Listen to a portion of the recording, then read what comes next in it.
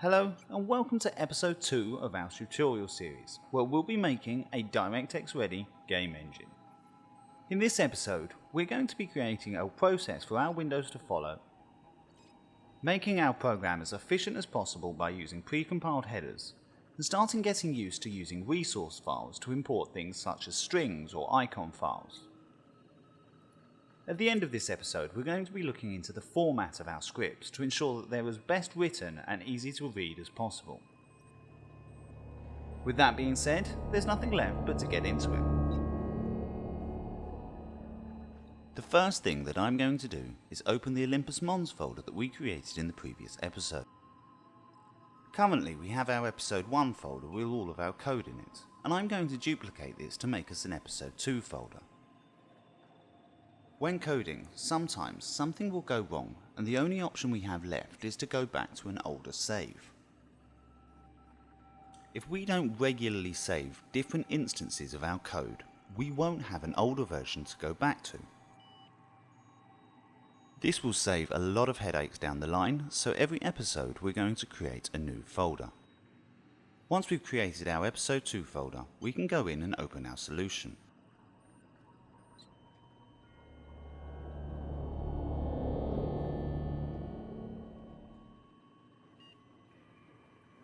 Now that Visual Studio is fully loaded, we can go in and open the WinMain file that we created in the previous episode.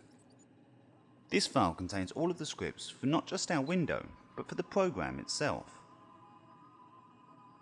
If we run this currently, we'll see that our window is successfully created and displayed on the screen. At the moment, however, we don't have an amazing amount of control over the functionality of this window.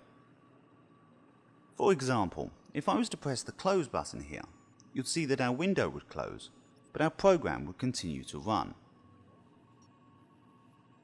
If we weren't running this in Visual Studio, we would have no way of closing this program, and it would continue to run in the background. The reason for this is because we are currently using the Windows default process, and we haven't given any new instructions on how we want our window to operate. To rectify this, we can come up here and create ourselves a new function. I've called our new function the window process function. You can call it whatever you'd like, but for ease of remembrance I'm calling it the window process function. This function is of type lResult, and for that reason we need to return an lResult, and I've just used the default Windows process that we use down here. We will need to add the callback macro. This gives the ability to change the logic of a function. We're not going to go into that right now, but it is important, so we need to add it. There are 4 input parameters that are very important for every Windows process. The first parameter is a copy of the Windows handle, and this is an instance of the window that's running. The second parameter is the message type parameter, and this could be a Windows close message type or a Windows resize message. The third and fourth parameters are the arguments for that message, and we can change how a message is received depending on the arguments provided. To use our Windows process, I'm going to start by creating us a switch case function. And in here, I'm going to use the WM destroy message. This WM destroy message is being translated by our switch case and is provided via our message. This WM destroy message is received at the end of a closed window request and is used to destroy the window. So once the destroy message has been received, I've made a little request saying please close the program or post a quit message. Now that that's fully created, we can actually add our new Windows process to the Windows class that we created earlier. We can just replace the default Windows process with our new Windows process function, and then we can run this. We can now see that our window will appear, and if we hit on the close button, we'll see that the program itself will close as well.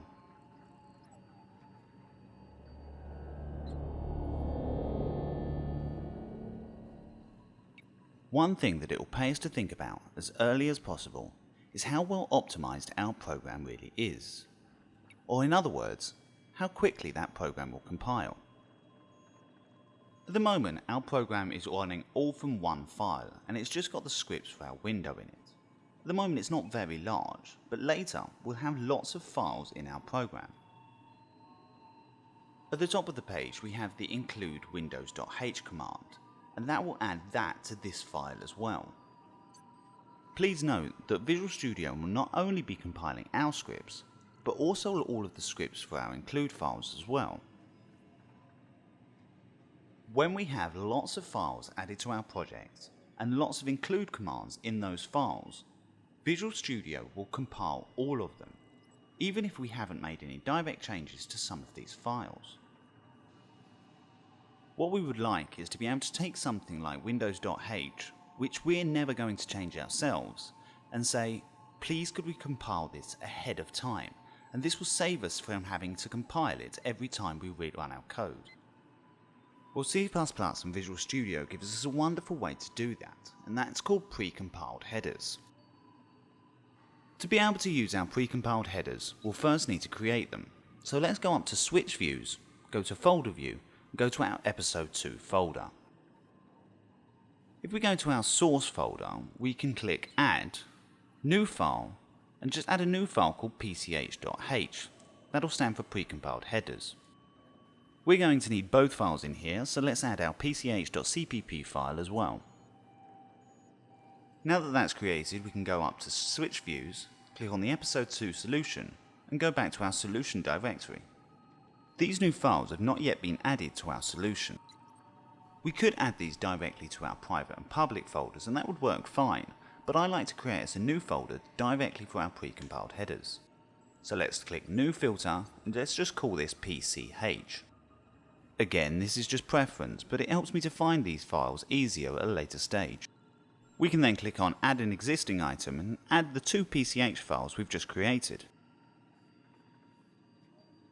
Now that we've added our PCH files to our solution, the first thing we need to do is go to our pch.cpp file and add our PCH header.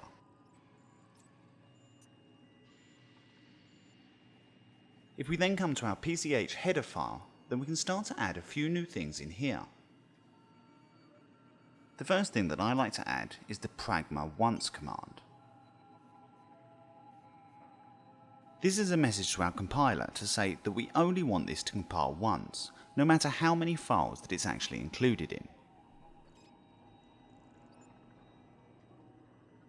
That's all of the code that we need to write for our PCH files, but we now need to add them to our solution.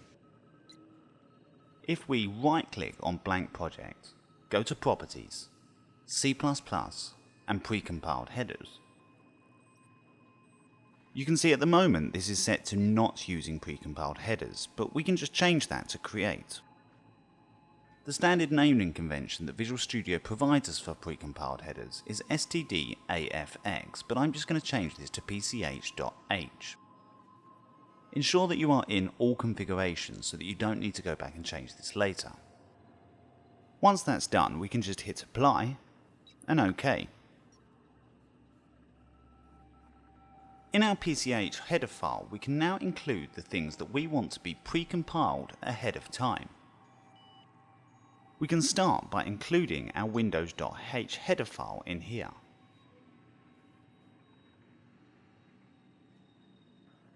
Now that we've added windows.h, we can come back to our win main file.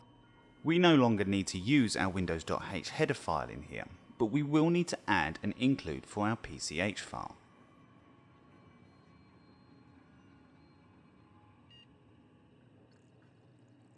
There are a few other things that we could be putting in outside our pch.h file as well, such as these here.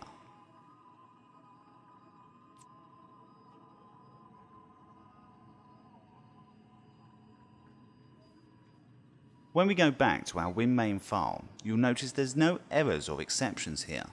Everything is correctly drawing in from our PCH files. The first time you compile this, it will be a bit slower. Every time thereafter, however, the compile will be a lot faster. This will really help to keep our program as optimized as possible.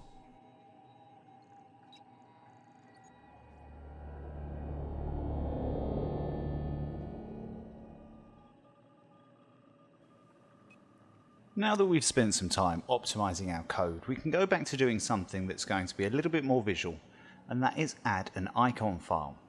Now, we already added the icon file for our folder, and that is located here, but what we can now do is look into actually adding this icon file to our program itself. If we copy this quickly, and we come into the episode 2 folder, if we come all the way up to our blank project folder, then we can come to where we created our source folder previously. In this folder, I want to add a new folder, and I'm going to call this content. There are different names that games will use when trying to define the folder that I'm creating. Some will call it assets, some will call it content. For us right now, we're going to call it content. If we go into content, we can create a new folder, and I'm going to call this icons. Going into the icon folder, let's just copy and paste our Olympus Mons icon file that we created earlier.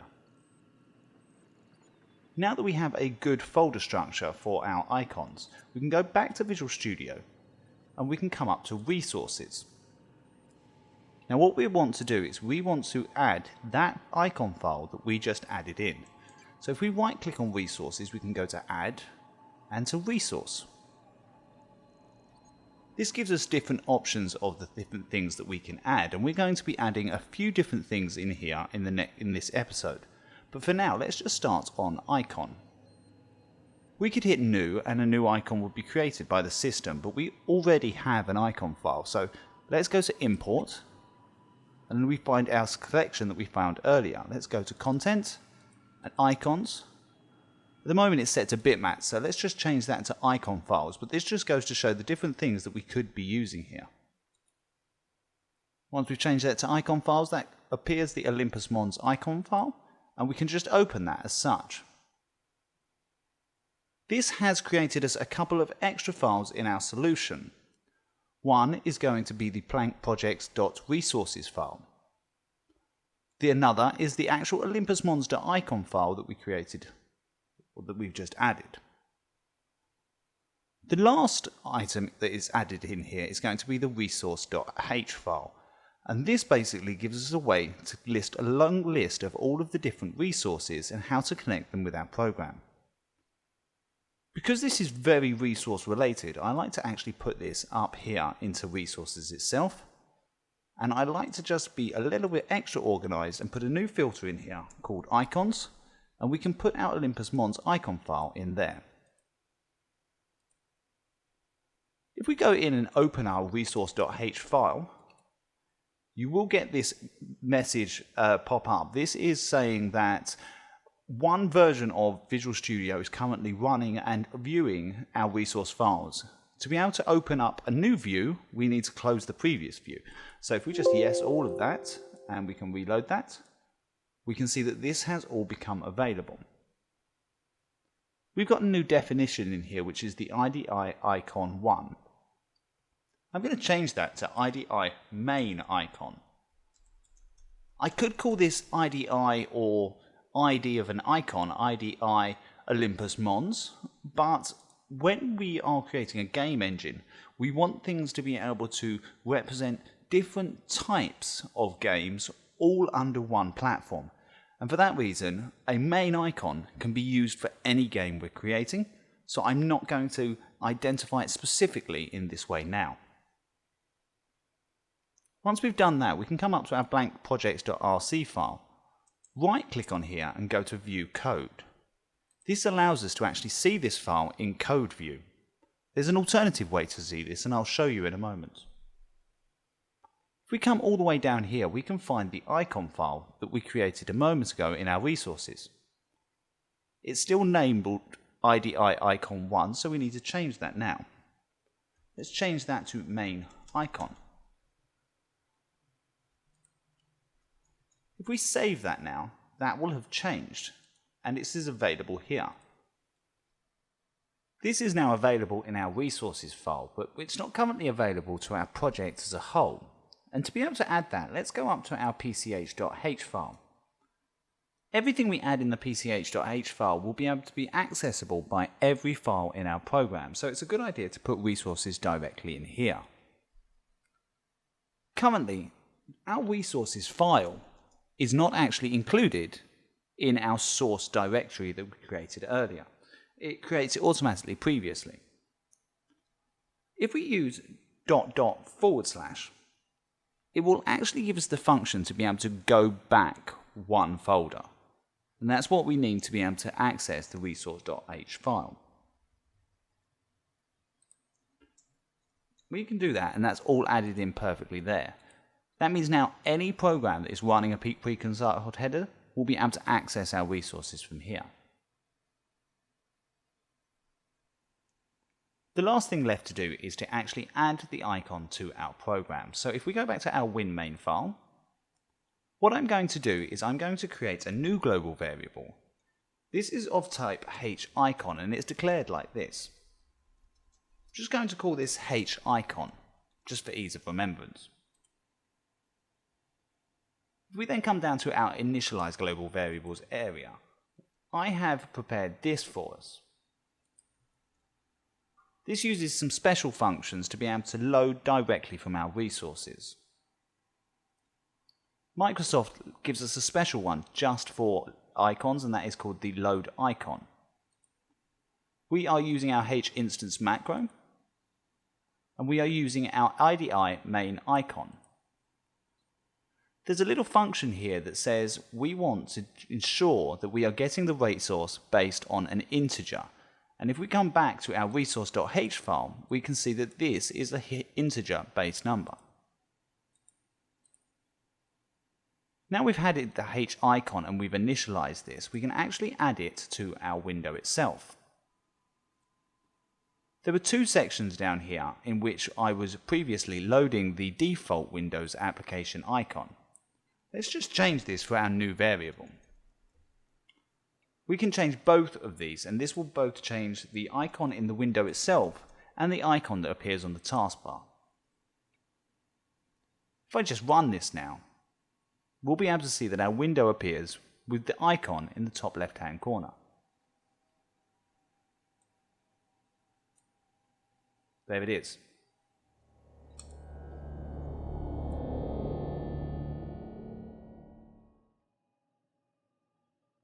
Now that we are a little bit better associated with resources, it's time to add a couple more. I mentioned in the last part that we can view our resources both in code, or there was another way that we can do that. So the first thing we need to do is we need to close and save off all of the resource files that are open. If we then come up here to our blank project.rc file and double click this, we'll see on the left hand side we've got our resource view available. We can see the icon that we added a moment ago. From here we can then go in and add an extra set of resources. If we right click, we can hit add resource. Again, there are multiple different options here, but let's start with the string table. This gives us the ability to set certain strings to be available for our game or our project. Let's just click new for now. This will give us an actual table format to work from, and you can see it's pre-populated as one called IDS string 103. I'm going to remove that for now, and I'm just going to call this IDS per game name. Just the same as the icon was IDI, the string is IDS. To make this save, we're going to actually need to set it a string. Let's just call this blank project for now. Once we've done that, it will give us a new option to add another one below this, and I'm just going to call this one something else. We're going to call this window class, and I'm just going to call that game window.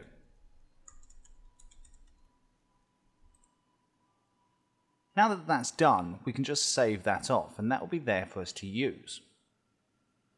If we close this down now, we can go back to our resource.h file, click yes to make sure this is the only view we want to see, and we can now see that this has now appeared in our resources file, which means every file will now be able to access this. If we come back to our win main file, we can come back up to our initialize global variables section. Just like the icons, Microsoft gives us a specific command to be able to load strings from resources. And just as simple as load icon, loading strings is the same. Load string. The load string function is made up as such, and there are a couple of different things that need to go in here. The first is our h-instance macro.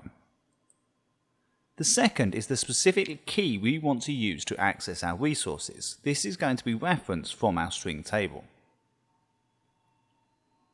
The third section is where we would like to actually put this information, and I've just put this in our Windows title for now. The last variable here is going to be how long we want this to be, so I've just fed in the max name string, the variable that we created in the first episode. Now that's done, we can actually do that with both of these here, and we can draw this straight from our resources, and we can remove these here. If I now run this, you'll see that the title of our window has changed from our first window to blank project. I've actually put some quotations in here, so let's go and remove that now.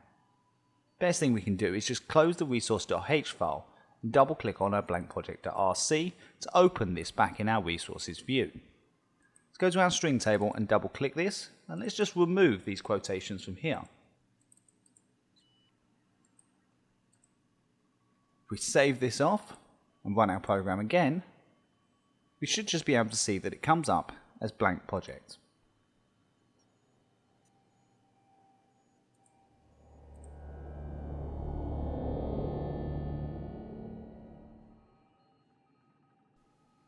One last thing that we can add before we leave resources alone is going to be a version. Let's add resources and just choose version and click new.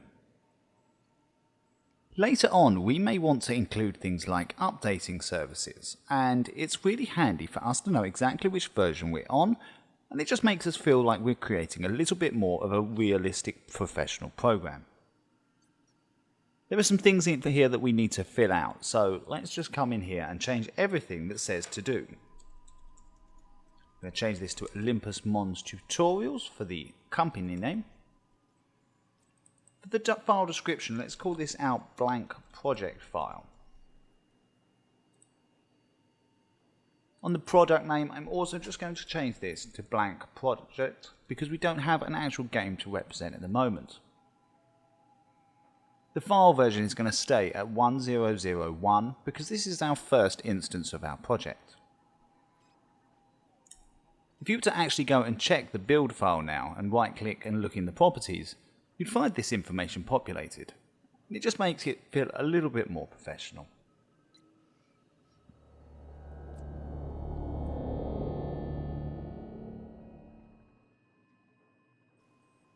The last thing that I want to do in this episode is have a look at the format of our program currently. At the moment, our program is not only mainly located in this one file, but it's also mainly located in this one function. With a much larger game engine, this would never be viable as this function would never end. We need to look at how we format our code and how it is visible on the screen so that we can manage how best to read it later. There are a couple of ways that we can do this. I'm going to start with our global variables section.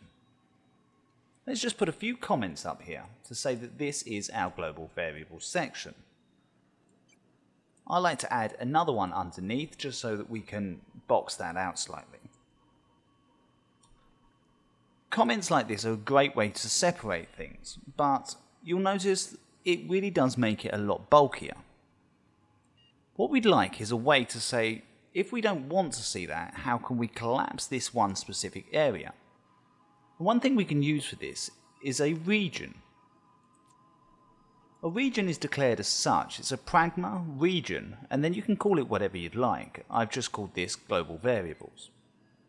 To end this, we need to declare a pragma end region. Now that's done, we can actually minimize this when we don't want it to be seen.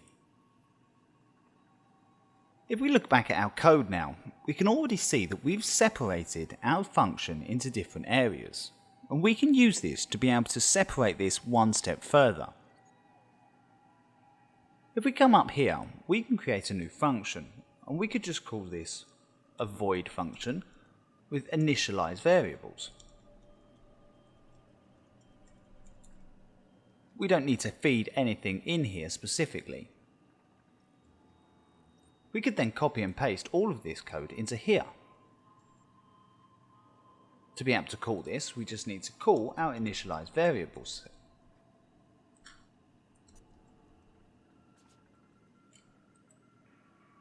If we run this, the code will work exactly the same.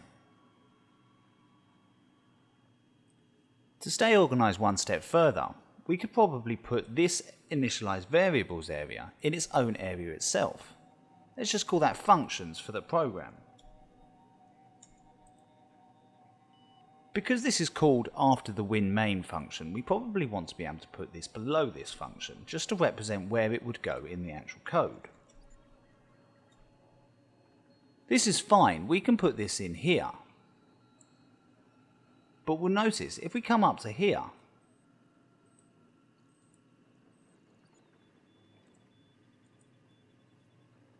and compile this again, it will come up initialized variables is not recognized. And that's because we haven't declared it yet.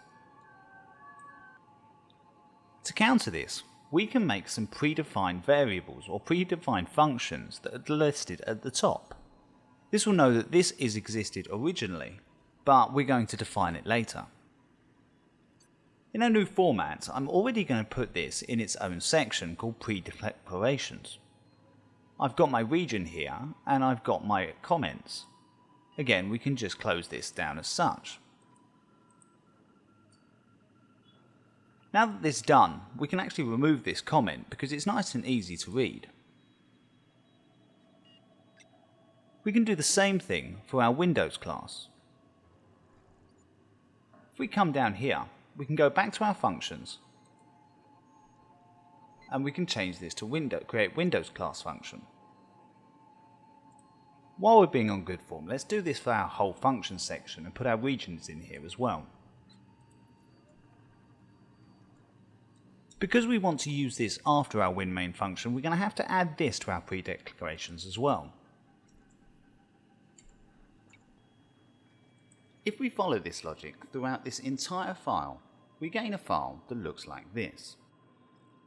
I've added a little declaration at the top of the file just to say who owns it and what license we're using. I've added a separate section for both our global variables and our pre-declarations. I've put our win_main and our Windows process functions in their own section called operations. These are functions that are required by Windows specifically instead of ones we've created. For each step of creating our window, I've created its own function which can now be drawn directly from win_main. You can see now it's a lot easier to read exactly what's going on by just looking at our win_main function.